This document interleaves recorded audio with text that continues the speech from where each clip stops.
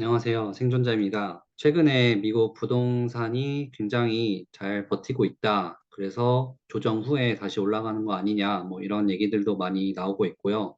그다음에 뭐 부동산이 뭐 폭락할 것이다라고 또 뭐 전망을 하는 사람들도 있습니다. 하지만 이제 전반적으로 봤을 때는 예상보다는 잘 선방을 하고 있는 것 같은데 그 이유에 대해서 한번 같이 알아볼까 합니다. 참고로 매수매도 추천 전혀 하지 않고요. 항상 투자의 책임은 오로지 본인에게 있다는 것을 아셨으면 좋겠습니다. 미국 부동산 시장을 볼 때 가장 많이 쓰는 지표 중에 하나인 이제 S&P 케이스 슐러 홈 프라이스 인덱스를 보면 4월 기준으로 이제 전년 동기 대비 1.75% 정도 하락을 했다고 나오는데요. 이게 이제 작년 중순 이후에 계속해서 내려가고 있는 추세죠. 지난달에 이제 마이너스로 전환이 됐고, 그게 이제 조금 더 확대돼서 이제 1.7%가 나온 건데, 그래도 이제 사람들이 생각하기에는 생각보다 잘 버티고 있네, 뭐 이런 생각이 많이 들죠. 그리고 이제 언론에서도 지역마다 천차만별이긴 하지만, 그래도 전반적으로는 생각보다는 이제 금리 올린 거에 비해서는 그렇게 충격이 크지 않다라고 많이 이제 보도가 나오고 있죠. 근데 이제 매매 시장이 지금 상황을 보면 굉장히 얼어붙어 있는데요. 일단은 이 상황을 좀 이해하기 위해서는 이제 구매자와 판매자 포지션을 좀 이해를 할 필요가 있습니다. 일단은 이제 금리 인상이 급격하게 진행이 되면서 이제 주택 시장 쪽에 이제 충격이 큰 것이 아니냐라고 전망을 많이 했었는데 처음에 근데 이제 막상 보니까 지금 고정금리 4% 미만에 계약돼 있는 사람들이 대부분이라는 거죠. 지금 집을 소유하고 있는 사람들 중에 한 뭐 70%에서 90% 정도 되는 걸로 알고 있습니다. 그러다 보니까 지금 판매자들은 이제 어떤 상태냐면 이 집을 팔아도 다른 집으로 갈 수가 없는 지금 한마디로 말해서 진퇴양난의 상황인 거죠. 왜냐하면 이제 집을 팔면 그거를 이제 팔고 다른 집으로 이사를 해야 되는데 금리가 올라가기 전에 계약을 했던 이 저금리를 포기를 하고 지금 현재 시세인 7%대로 이제 리파이낸스를 해야 되다 보니까 이게 지금 상당한 부담감이 있는 거고요. 그리고 이제 막상 팔게 되면 또 뭐 시세 차익이나 이런 것들이 많이 생기게 되죠. 왜냐하면 최근에 집값이 또 엄청나게 올랐기 때문에 그렇게 됐을 때 이제 세금이랑 그다음에 각종 뭐 지출, 뭐 부동산 에이전트 피나 이런 것들을 고려했을 때 이런 거를 이제 다 내고 나면 현재 수준의 집을 사기가 굉장히 어렵다는 겁니다. 그래서 판매자들은 이제 울며 겨자 먹기로 계속해서 지금 버티고 있는 모습인데 그러면 그렇다고 해서 이제 버티는 게 뭐 기분 좋게 버틸 수 있냐? 또 그런 것도 아니죠. 왜냐하면 집을 보유하는 비용이 굉장히 많이 올라갔습니다. 대표적으로는 이제 보유세, 이제 property tax부터 시작해서 이제 insurance, 그러니까 보험 비용도 굉장히 많이 올라갔죠. 플로리다 같은 경우에는 제가 보니까 뭐 3배 이상이 올라갔다더라, 뭐 이런 얘기도 있을 만큼 집값이 올라간 거는 좋은데 이게 이제 팔지 않으면 소용이 없는 거고 그랬을 때 지금 인컴은 똑같은데 계속해서 보유 비용만 올라가는 그래서 그 사람들에게 굉장히 좀 부담감으로 작용을 하고 있다는 거고요. 그러면 이제 구매자 입장에서 보게 되면 구매자들도 지금 이 치솟은 주택 가격 때문에 굉장히 좀 부담감을 많이 느끼고 있습니다. 거기다가 이제 금리가 콤보로 같이 이제 들어오게 되니까 이제 사고 싶어도 살 수가 없는 거죠.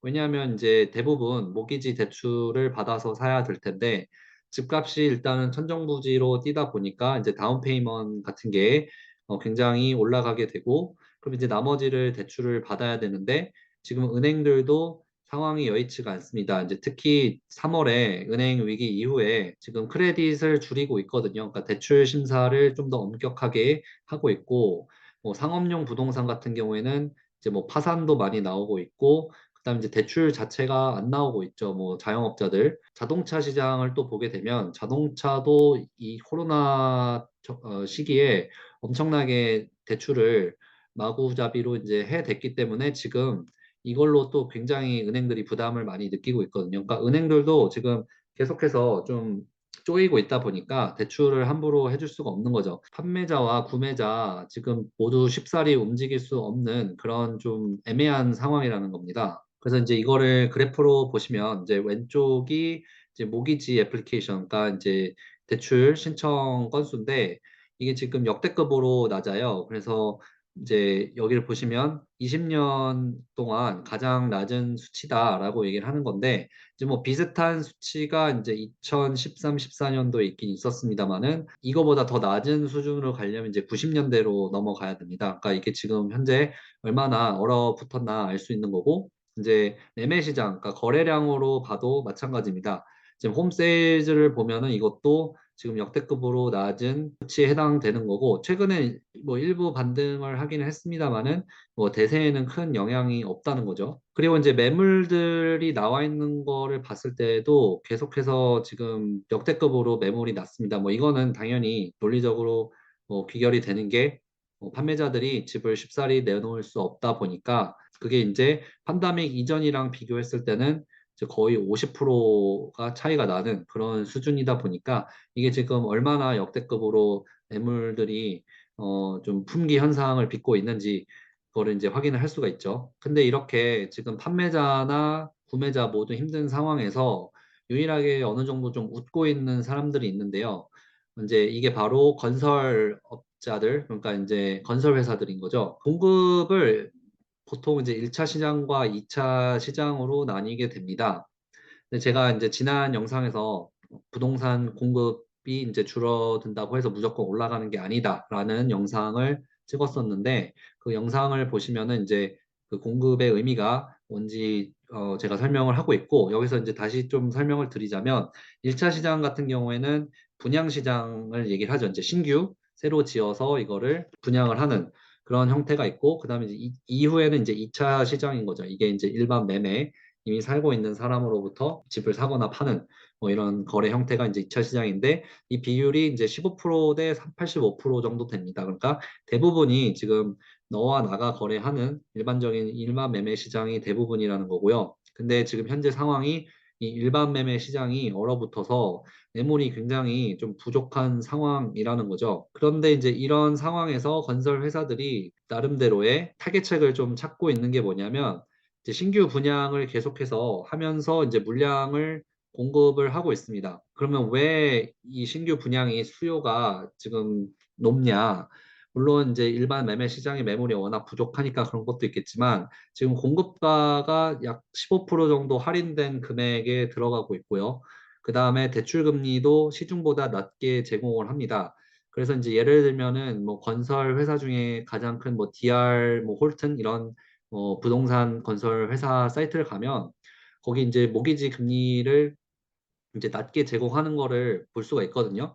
그래서 지금 시중 금리가 7%대인데 5%대 중반까지 뭐 제공을 한다. 뭐 그런 게 얘기가 나오더라고요. 그래서 구매자 입장에서는 이제 신규 분양 쪽으로 몰릴 수밖에 없는 거죠. 주가로도 나타나고 있는 게 지금 컨스트럭션 ETF가 올해 들어서 역대급 랠리를 보여주고 있습니다. 그러니까 이거는 지금 지난해에 부동산 시장이 침체돼 있던 분위기를 생각을 하면 엄청난 반전이라고 할 수가 있고 대부분의 전문가들이 예상을 못했었죠. 그래서 뭐 인터뷰나 나와서 얘기하는 걸 들어보면 자기도 이렇게까지 랠리가 강할 줄은 예상을 못했다라고 이제 얘기를 하는 사람들이 굉장히 많다는 거죠. 이제 그럴 정도로 지금 이 건설 회사들이 금리로 인해서 생긴 골디락스 같은 상황을 굉장히 좀 잘 이용하고 있다. 라고 이제 볼 수가 있고요. 근데 이제 이것도 그 속을 들여다보게 되면 마냥 이제 웃을 수만은 없는 상황입니다. 왜냐하면 이제 왜 건설 회사들이 그러면 이 신규 분양을 싸게 공급을 하고 금리도 낮춰서 할 수밖에 없는가라고 이제 생각을 해볼 수가 있는데요. 수요 자체가 굉장히 감소를 했다는 거죠. 그러니까 절대적인 수요 자체가 이미 집값이 너무 많이 뛰고 모기지 자체를 받을 수가 없다 보니까 이제 사고 싶어도 살 수가 없는 그런 상황인데 그러다 보니까 이제 할인 분양을 통해서 일종의 재고 소진을 하는 거죠. 그러니까 계속해서 그 공급 물량은 나오고 있는데 수요 자체가 이제 절대적으로 감소를 하다 보니까 재고 소진을 위해서 이제 떨이를 하는 거죠, 일종의.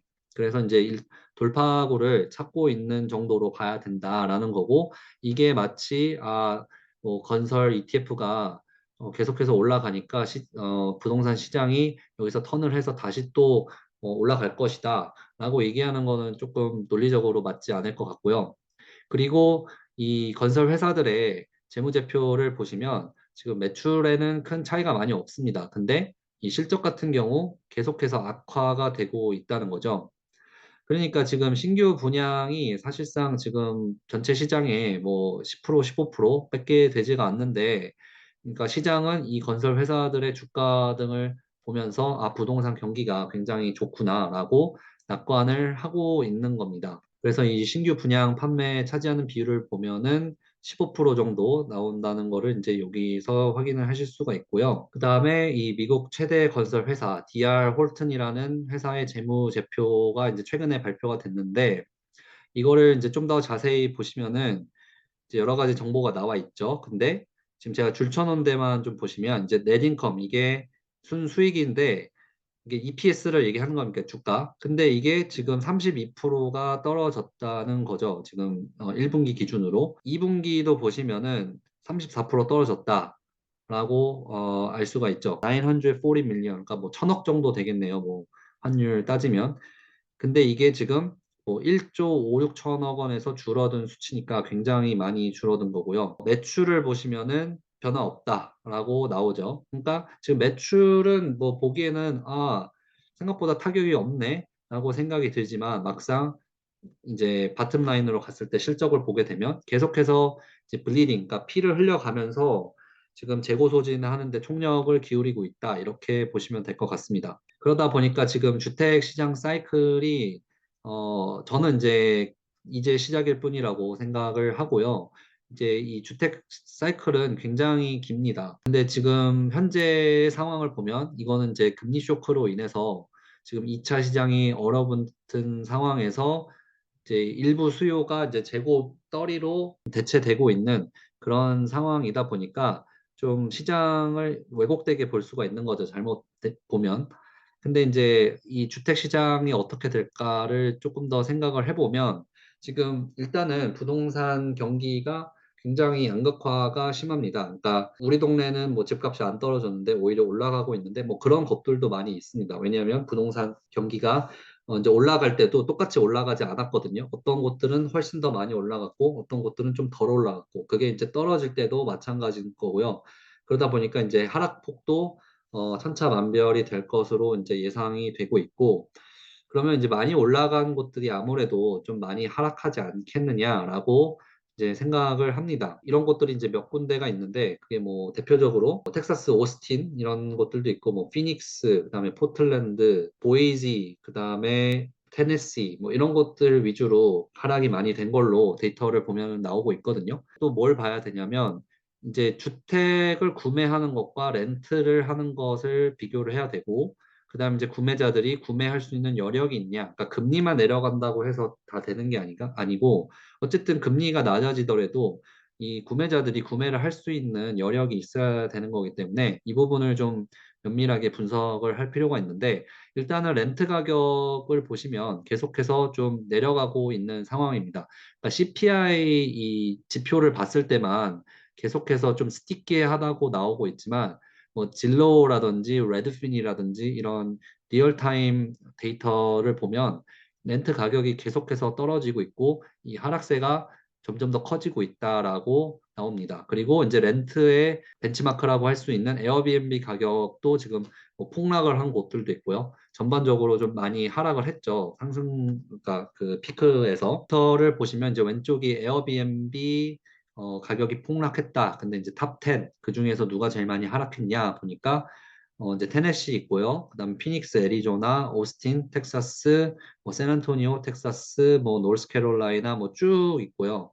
그다음에 이제 오른쪽을 보시면 이제 이제 렌트 가격이 많이 올랐던 곳들 중에서 하락으로 이제 전환을 했다. 그 하락폭도 커지고 있다라는 게 지금 나오고 있습니다. 대표적으로 오스틴이 있었고, 뭐 라스베가스, 피닉스, 리버사이드, 뭐 세크라멘토, 달라스 이런 곳들이 지금 렌트가 지난 3년, 그러니까 코로나 이후에 이제 상승했을 때 그때 이제 평균이랑 비교를 해보면 계속해서 지금 하락세가 가파라지고 있다라는 게 보이는 거죠. 일단은 이제 핵심은 리세션이 어느 정도까지 오느냐에 따라서 좀 달라질 것 같은데, 소비자들의 아무래도 구매 여력에 타격이 생기게 되거든요. 그렇게 됐을 때는 지금 당장 신용카드 빚 갚기도 바쁜데 어떻게 이제 집을 사겠냐라고 볼 수가 있겠죠.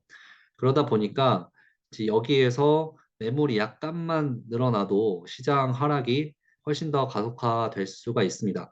그럼 이제 매물이 지금은 2차 시장에서 매물이 계속해서 얼어붙어 그러니까 나오지 않고 있다라고 데이터가 나오는데, 그럼 이제 매물이 왜 늘어날 수밖에 없을까라고 생각을 해보면 이게 유동성이 필요한 거죠. 그러니까 결국에는 집을 팔 수밖에 없는 상황이 생기게 된다는 겁니다. 예를 들면은 이제 투자 목적으로 이제 부동산에 진출했던 곳들이 많이 있죠. 뭐 개인 투자자들도 있을 것이고, 그 다음에 기업 투자자들도 있을 텐데, 이런 애들부터 매물을 덤핑할 가능성이 굉장히 높죠. 왜냐하면 얘네들은 살려고 들어간 게 아니라 투자 목적으로 들어간 거기 때문에 이 투자 대비 이제 익스펜스가 너무 커지게 되면 이거를 이제 계속해서 갖고 있을 이유가 없는 거죠. 그러니까 이거를 회수를 하기 위해서 매물을 이제 덤핑을 할 가능성이 굉장히 높고요.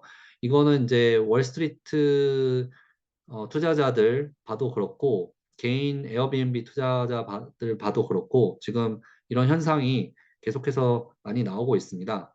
그 다음에 이제 또 하나가 건설사들. 그러니까 이 건설사들 같은 경우에는 팬데믹 시절에 갑자기 이 부동산 수요가 폭증을 하다 보니까 거기에 맞추려고 공급을 또 무리하게 늘렸죠. 공급이라는 거는 그냥 하루아침에 뚝딱 지어서 되는 게 아니고 뭐 3년 계획, 5년 계획 이런 식으로 장기적으로 플래닝을 해서 공급이 계속 늘어나는 거기 때문에 이게 뭐 당장 시장이 턴을 한다고 해서 내가 뭐 당장 공급을 줄이고 이렇게 할 수가 없죠. 왜냐하면 단계라는 게 어느 일정 넘어가게 되면 이거를 캔슬할 수가 없는 겁니다. 그러니까 공급은 계속해서 늘어날 수밖에 없는 상황이고요.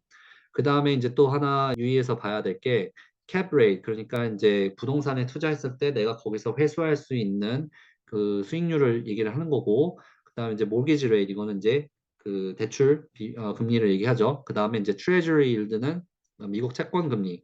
이거를 이제 왜 비교를 해야 되냐면 이제 기회 비용이라는 게 이제 생기게 되는 거죠. 그러니까 캡 레이트라는 거는 내가 부동산에 이제 투자를 했을 때 부동산은 이제 그 부동산이기 때문에 유동성도 굉장히 좋지 않고, 그러면 이제 돈이 회수가 돼야 되는데 그 회수가 안 되면 내가 지금 채권에 투자를 하면 5%가 넘는 수익을 이제 리스크 없이 얻을 수 있고, 그 다음에 대출 금리도 지금 5%가 갑자기 확 올라버려서 작년이랑 비교했을 때도 뭐 2배, 뭐 3배 이상 나니까, 그러면 과연 이거를 갖고 있는 게 맞느냐라고 했을 때는 이제 급한 사람들부터 결국에는 나오게 되는 거죠. 계속해서 얘기가 나오는 게 지금 금리가 내리면 계속 다시 수요가 폭증해서 부동산이 이제 불장으로 돌아설 것이다라고 예측을 하는 사람들이 굉장히 많은데, 이제 조금 더 분석을 하게 되면 과연 예전처럼 똑같이 그렇게 수요가 폭증할 수 있을지에 대해서는 이제 의구심이 생길 수밖에 없다는 거죠. 이 부분에 대해서는 제가 다음 시간에 또 한번 자세히 이제 데이터를 가지고 한번 얘기를 해보도록 하고요. 오늘 일단 여기까지 하고 다음에 또 더 좋은 영상으로 찾아뵙도록 하겠습니다. 감사합니다.